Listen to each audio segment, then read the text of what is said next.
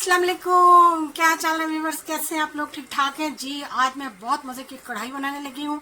जी हाँ, बीफ कढ़ाई। तो यहाँ पे मैंने ऑयल ले लिया 1 कप और इसमें मैं अब तकरीबन 1.5 किलो के करीब बीफ डालूंगी।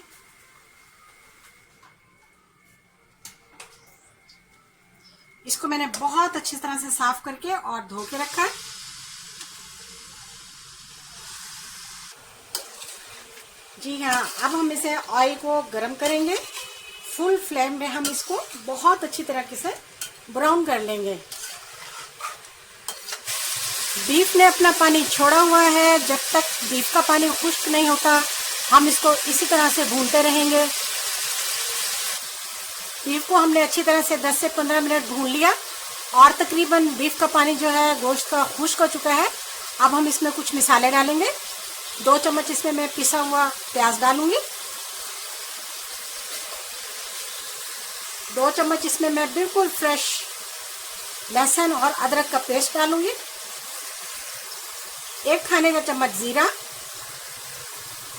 थोड़े से गरम मसाले, दालचीनी, 2 बड़ी इलायची और 2-3 लौंग और 4 से 5 अदद काली मिर्चें। ये ज़रूरी है क्योंकि बीफ की खुशबू ख़त्म करने के लिए बड़ी इलायची का और दालचीनी का डालना बहुत ज़रूरी है। 4 से 5 मिनट तक हम इसको भी अच्छी तरह से भून लेंगे। अब मैं इसमें खुश्क मसाला डालने लगी हूँ। नमक मैं अपने टेस्ट के मुताबिक डाल दिया मैंने। 1 खाने का चम्मच इसमें मैंने पिसी हुई लाल मिर्चें डाली है। 1 खाने का चम्मच हमने इसमें हल्दी पाउडर मिला दिया। 1 से 1.5 चम्मच इसमें मैं दरदरा सा कुटा हुआ साबुत धनिया डाल दूंगी। 5 से 10 मिनट तक हमने इसकी अच्छी तरह से भुनाई करनी है।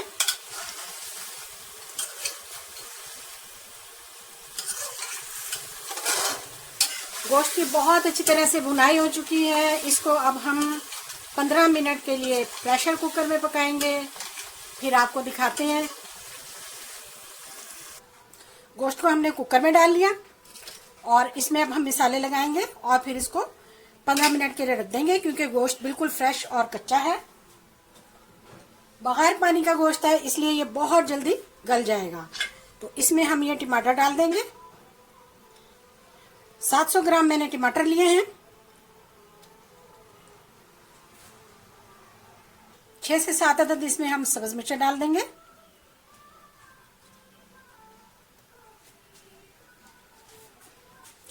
आधा किलो इसमें मैं पानी डालूंगी और उसके बाद मैं इसे बंद कर दूंगी।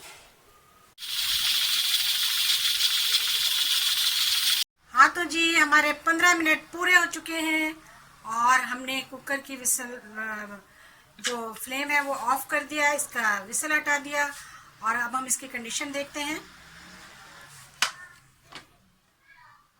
जी बिल्कुल तैयार हो चुका है। गोश्त हमारा बिल्कुल टेंडर हो चुका है। चलिए अब हम इसे वापस कढ़ाई में निकाल लेते हैं।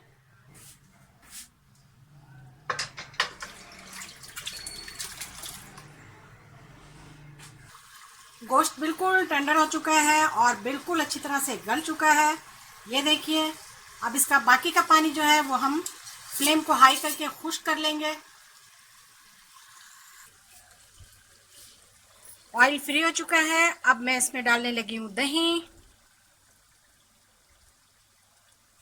दही के साथ भी हम इसको अब भुनाई करेंगे क्योंकि दही का अपना पानी है। मज़ेदार बेमिसाल जायके के साथ हमारी बीफ कढ़ाई तैयार है। बहुत ही मज़ेदार, यकीन मानिए बहुत अच्छी ज़बरदस्त खुशबू आ रही है। अब हम इसमें सब्ज़ मिर्चें डाल देंगे। इसके साथ ही हम इसमें डालेंगे हाफ चम्मच चाय का डालेंगे हम इसमें काली मिर्च पाउडर और उसके साथ ही हाफ चाय का चम्मच इसमें हम डालेंगे गरम मसाला। लीजिए, बहुत आसानी से तैयार होने वाली आसान रेसिपीज़ के लिए मेरे चैनल पर आएँ, मेरी वीडियो को शेयर करें, लाइक करें, बेल आइकन का बटन दबाएं, मेरे चैनल को सब्सक्राइब करें। देखिए माशाल्लाह, ईद का बेहतरीन तोहफ़ा, बहुत ही मज़ेदार कढ़ाई तैयार हुई है। चलिए हम इसे डिश आउट करते हैं। बहुत मज़ेदार और बड़ी ही टेस्टी बड़ी लाजवाब हमने डिश तैयार की है। मुझे उम्मीद है आपको मेरी वीडियो बहुत पसंद आई होगी।